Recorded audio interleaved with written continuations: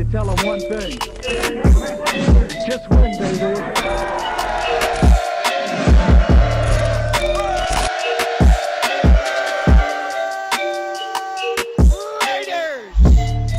Yo, what is up, Raider Nation? It's your boy Samora back at it again with another video. And just yesterday, the Raiders posted the official depth chart going into week 1 of preseason. And let's just say, a lot of people were overreacting. I think people need to realize that this is not the official depth chart, final depth chart or roster going into the season. I mean, anything can change from now till Saturday. So let's not get our panties in a bunch. But it does give us a good idea of where the team stands at right now.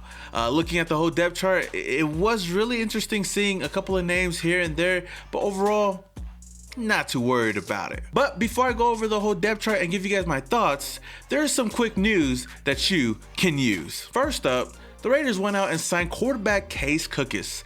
25 years old, played college ball at Northern Arizona, threw for 12,000 yards, 105 touchdowns, and 21 interceptions. Now he signed with the Giants as an undrafted free agent in 2020, was waived in August, and he spent some time with the Broncos and Cowboys recently before he made his way over to Sin City. I honestly don't understand this move because I feel like the Raiders already have a good amount of quarterbacks. We have 3 solid quarterbacks that should just be on the roster. You know, we already have Derek Carr, Marcus Mariota, and the GOAT, Nathan Peterman. So I don't understand bringing in more quarterbacks. But I do believe that this is just another camp body to just come in and play in the preseason games. Who knows? Cookus could possibly make the practice squad at best. In a corresponding move, the Raiders ended up waiving wide receiver Trey Quinn. But in some good news, the Raiders have activated kicker Daniel Carlson off of the COVID/reserve list. Okay, that's basically it. Let's get a good look at that official depth chart. Now, as we look at the depth chart right here, I'm gonna start off with the quarterbacks. Obviously, you know, it's clear cut. You know, Derek Carr is our QB1. Marcus Mariota, you know, my cousin, is QB2. And Nathan Peterman is the 3rd string quarterback, the GOAT. So honestly, there is nothing to really talk about there. Our running backs is kind of the same as our quarterbacks. It's kind of clear cut as well. Josh Jacobs as our running back 1. Kenny and Drake will be backing him up. You know, that Drake and Josh connection gonna go wild this season. Now, the 3rd string running back, you know, they have Jalen Richard and BJ Emmons. Now, Jalen Richard is actually out indefinitely with an injury, so I don't know when he's going to come back or if the Raiders are going to let go of him or not. You know, that's a lot of talk about him, but if he does stay on the team, he will be that running back 3 on the team. BJ Emmons could possibly fight for that spot. And other, I guess this is basically the 4th string. They have Trey Regis, who I hear a lot of good things about, and Bo at that 4th string position. As far as our fullbacks, we already know that Alec Ingo got that position locked down, and Gary Groshek is going to be backing him up. Now, moving over to our wide receiver position, it doesn't come as a shock, but I would say I'm kind of surprised by this. We're going to go with our wide receiver 1.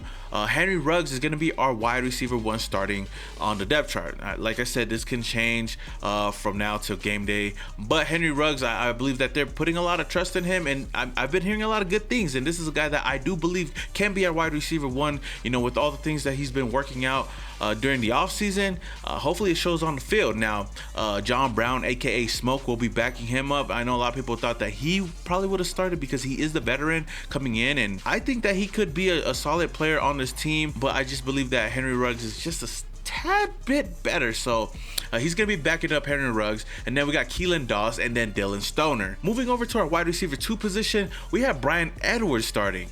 So it looks like Henry Ruggs and Brian Edwards will be that wide receiver 1, wide receiver 2 off the back. These are obviously 2 guys that the Raider Nation is really excited to see out on the field, and hopefully they take a huge stride into their sophomore season.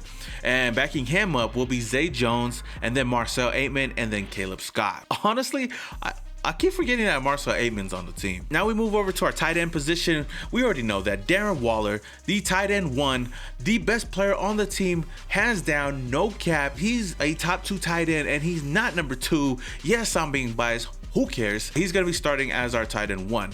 Foster Moreau will be backing him up. And like I said before, I'm really excited to see this duo right here, Waller and Foster Moreau, go out there and kill it this season, man. Foster Moreau, you know, now that he's healthy and now that we don't have Jason Witten on the team, he's going to do some big things this year. Trust. And following Foster Moreau, our 3rd string tight ends will be Derek Carrier and Matt Bushman, followed by Nick Bowers and Alex Ellis. At the left tackle position, this is another obvious choice right here. We have Colt Miller starting. This dude dude has been balling out, and like I said in that Yannick Ngakoue mic'd up video, this dude looks like a beast out there, and I can't wait to see him go out there and ball out. I mean, he got paid, so he's gonna have to be one of, if not the best offensive lineman that we have on this team.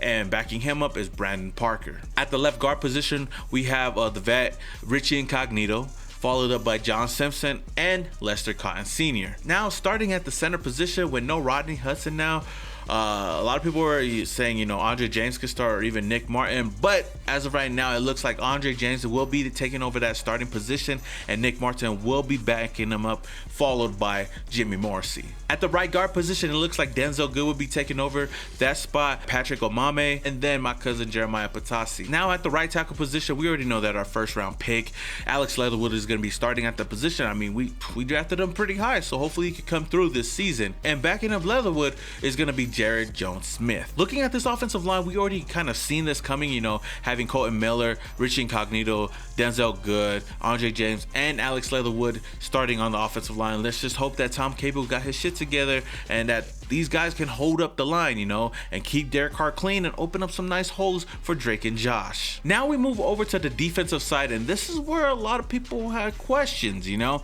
I'm going to start at the defensive end position. We have Yannick Ngakoue.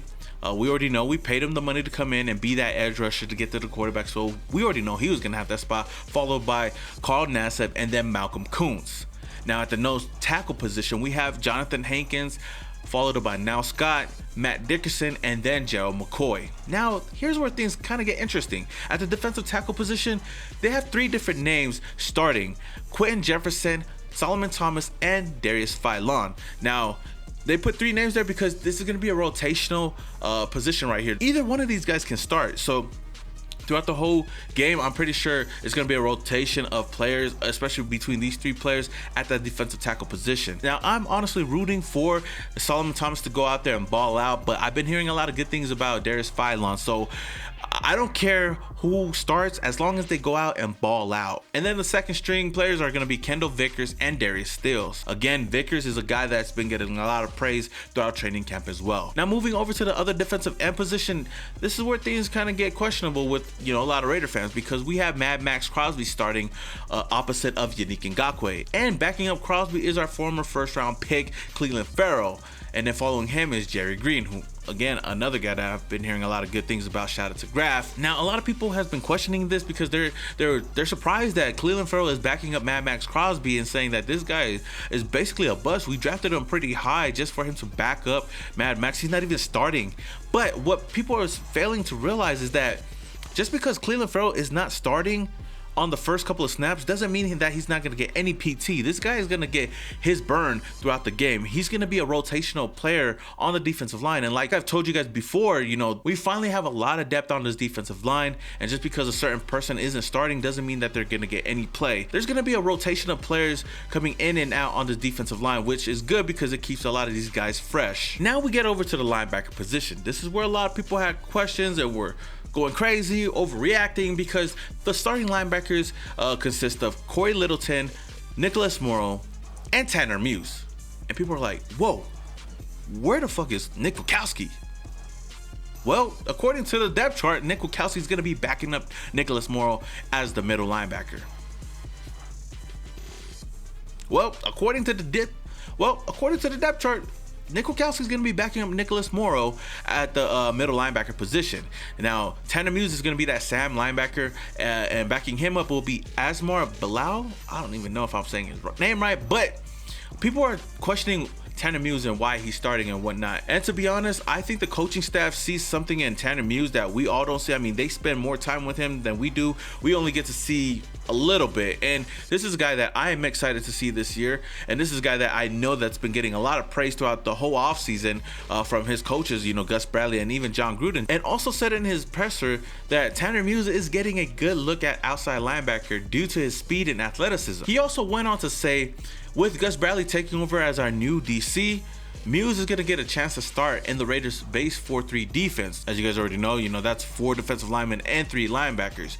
But Gruden also said that Bradley hasn't played much 4-3 yet and is expected to use his nickel defense as a base alignment during the regular season, where we just play 2 linebackers, and in that case it would be a mixture of Corey, Quitt, and Nicholas Morrow. So just like Cleveland Fro, even though the roster shows Tanner Muse starting, it doesn't mean that he'll get more PT than Nick Kwiatkowski. Now we move over to the cornerback position. Now on the left side, we have Trayvon Mullen starting, Keyshawn Nixon as the 2nd string, Rasul Douglas as the 3rd string, and Isaiah Johnson as the 4th string. Then at the right side, we have the veteran Casey Hayward starting, then Damon Arnett, then Bleedy Ray Wilson, and then Devontae Bosby. Now Damon Arnett is another guy that's been questioned as well because he's a 1st round talent or a 1st round pick from the Raiders, not starting. But like I said before, this doesn't mean that he's not gonna get any PT, so we'll see what he does. I haven't heard a lot of good things about Damon Arnett yet, but I hope that he could go out onto the field and just prove us wrong. And then in the slot, we have Nevin Lawson starting, and then Nate Hobbs is not too far behind him because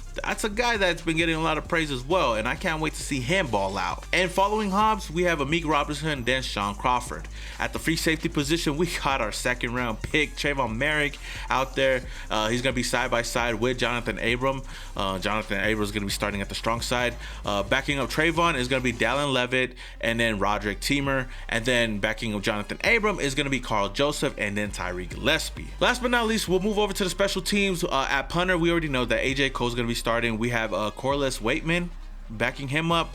I don't even know him. But moving on to kicker, we have Daniel Carlson, and then Dominic Eberle, who we just recently signed, is going to be backing him up. At long snapper, we have Trent Sieg, and then our kick returner, we have Jalen Richard, followed by Kenyon Drake, then Henry Ruggs, and then DJ Turner. And then our punt returner is going to be Hunter Renfro, DJ Turner, and Dylan Stoner. So there you have it. That's your unofficial, official depth chart so far for the Raiders. What do you guys think about it? Is there anything that you guys would change? Are you guys having any questions of any one of these players? Let me know down in the comments below. All right, Raider Nation, that is all I have for you guys today. I thought I'd just go over this whole depth chart and just give you guys my thoughts on it, my little 2 cents on it. If you guys do enjoy the video, don't forget to smash that like button. If this is the first time you're coming across my channel and you love the Las Vegas Raiders, then don't forget to hit that subscribe button, hit that notification icon button just to notify you guys when I upload more videos just like this. Road to 30K, baby. Until the next video, this is your boy Simone Raider, and your boy is yeah.